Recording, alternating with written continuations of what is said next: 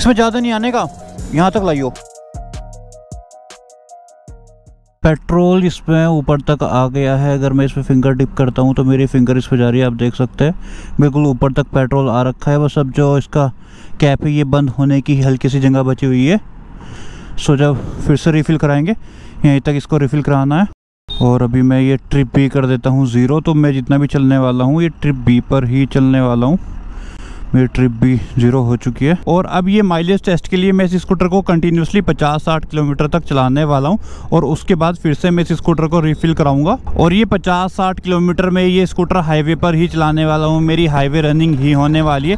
लेकिन मैं जिस हाईवे पर चल रहा हूँ ये अंडर कंस्ट्रक्शन हाईवे है और इस पर ट्रैफिक भी काफ़ी अच्छा होता है। और दूसरा, इस हाईवे की कंडीशन कोई ज़्यादा अच्छी नहीं है। कहीं कहीं पर काफ़ी ख़राब पैचेस भी आएंगे, कहीं पर काफ़ी अच्छी रोड आएगी। तो मतलब कि इसको आप हाईवे की जगह थोड़ा मिक्स कंडीशन ही कंसीडर करके चलिए, क्योंकि इस रोड पर मुझे कहीं कहीं पर ब्रेक्स भी लेने होंगे, कहीं पर आराम से चलना होगा, कहीं पर थोड़ी स्पीड देनी होगी। तो मतलब कि काफ़ी मिक्स कंडीशन वाली मेरी राइड होने वाली है। और वैसे तो मेरा ये स्कूटर 2023 मॉडल है, लेकिन 2024 में भी इस स्कूटर में कोई भी ऐसा अपडेट नहीं आया है। जो इंजन, जो स्पेसिफिकेशन फीचर्स इस स्कूटर के 2023 में थे 2024 में भी वही है। तो मतलब कि अगर आप इस स्कूटर को 2024 में खरीदते हैं तो तब भी ये स्कूटर आपको इतना ही माइलेज देने वाला होगा जितना कि आज मुझे ये देने वाला है। और अभी तक ये स्कूटर 8232 किलोमीटर चल भी चुका है। मतलब कि इसका इंजन काफ़ी अच्छे से चल चुका है, काफ़ी अच्छी कंडीशन में इसका इंजन है। और अभी तक इस स्कूटर के इंजन में भी कोई प्रॉब्लम नहीं आई है। टाइम पर ये स्कूटर सर्विस होता रहा है और अभी भी स्कूटर की अच्छे से सर्विस हो रखी है। मतलब कि फिलहाल ये स्कूटर एकदम परफेक्ट कंडीशन में है माइलेज टेस्ट करने के लिए। और देखिए रोड कंडीशन और स्कूटर की कंडीशन के मामले में तो मैंने आपसे बात करी ली है।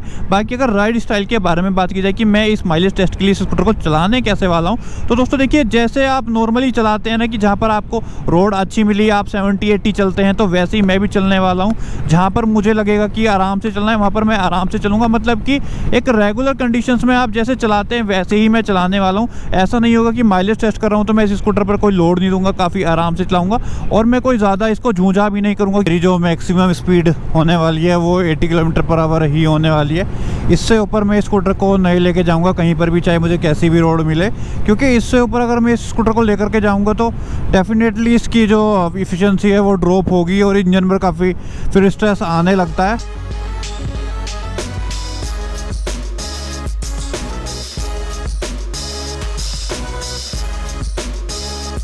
और अब वो 4 लाइन हाईवे तो बहुत पहले की ख़त्म हो चुकी है और अब मुझे जितना भी आगे चलना है वो ये टूटी फूटी सिंगल साइड रोड पर ही चलना है।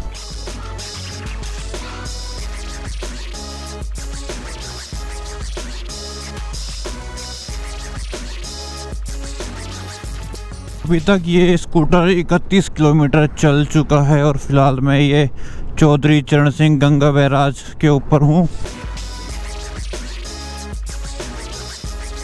और अब बस ये राइड ख़त्म होने वाली है। 39.8 किलोमीटर ये स्कूटर चला है, इसको मैं अभी पूरा कर देता हूँ एक बार। थोड़ा सा पेट्रोल पंप आ चुका है, मैं यहीं से स्कूटर को रिफ़िल करने वाला हूँ। और देखो बात तो मैंने 50-60 किलोमीटर चलाने की करी थी, लेकिन मुझे यहाँ से अब थोड़ा लोकल के रास्तों से निकलना है जहाँ पर मुझे आगे फिर पेट्रोल पंप नहीं मिलेगा। तो इसलिए बस मैं अभी से 40 किलोमीटर चला करके ही रिफ़िल कर लेता हूँ। टंकी फुल होगी बट इसमें ऐसे ही आएगा 70-80 रुपये के आसपास का पेट्रोल। बस 70 में पूरा हो गया ना। अभी ना है 70-65 होया, थोड़ी हिला हटाइयो हिलाओ, नहीं आने जाने का ही नहीं।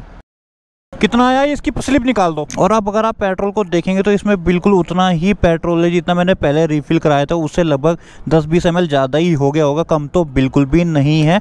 और अभी अगर मैं अपनी स्लिप निकालता हूँ तो इसमें आया है 700 ml और किलोमीटर्स हुए हैं पूरे 40। और अब अगर मैं ये 40 को डिवाइड करता हूँ 0.70 से, तो ये स्कूटर मुझे दिखा रहा है 57.14 किलोमीटर पर लीटर का माइलेज। और ये जो इस स्कूटर ने 57 किलोमीटर पर लीटर का माइलेज अब तक दिया है।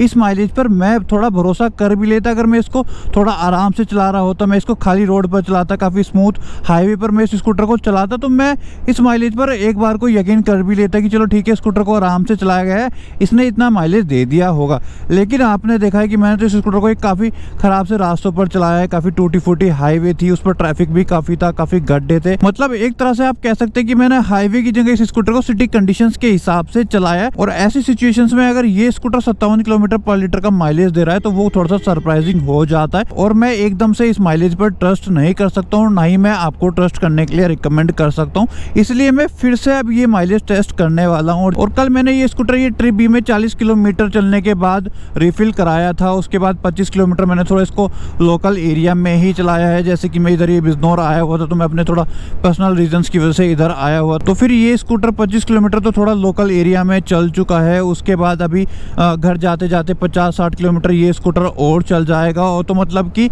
50 किलोमीटर ये मान लीजिए जो मैं चलने वाला हूँ, 25 किलोमीटर ये हो गए जो मैं ऑलरेडी चल चुका हूँ। तो अब ये स्कूटर यही कोई 75-80 किलोमीटर चलने के बाद फिर से रिफ्यूल कराया जाएगा और फिर से देखा जाएगा कि इस बार ये स्कूटर मुझे कितना माइलेज दे रहा है। और अगर ये स्कूटर इस बार भी 55-57 किलोमीटर पर लीटर तक का माइलेज देता है तो फिर तो इसी माइलेज पर भरोसा किया जाएगा और यही फाइनल माइलेज होगा। लेकिन अगर इस बार इसकी फ्यूल एफिशिएंसी थोड़ी सी ज़्यादा ड्रॉप हो जाती है, अगर ये 40-45 तक चला जाता है तो फिर मैं एक तीसरा टेस्ट करूँगा। और अगर इसकी फ्यूल इकोनॉमी 50 किलोमीटर पर लीटर के आसपास रहती है तो फिर रियलिस्टिक वही फ्यूल इकोनॉमी मानी जाएगी।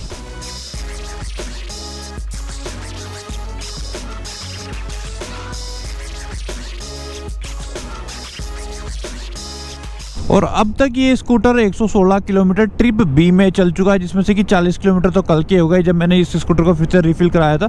मतलब कि उसके बाद से अब तक ये स्कूटर 76 किलोमीटर चल चुका है। और कल जिस पेट्रोल पंप पर से मैंने पेट्रोल डलवाया था वो पेट्रोल पंप भी मेरे सामने ही है, मेरे राइट हैंड पर है। और मैं चाहता तो रॉन्ग साइड चल करके भी इस पर आ सकता था, लेकिन रॉन्ग साइड चलना सही नहीं होता, तो मैं अभी यूटर्न लेकर के इसी पेट्रोल पंप पर आता हूँ।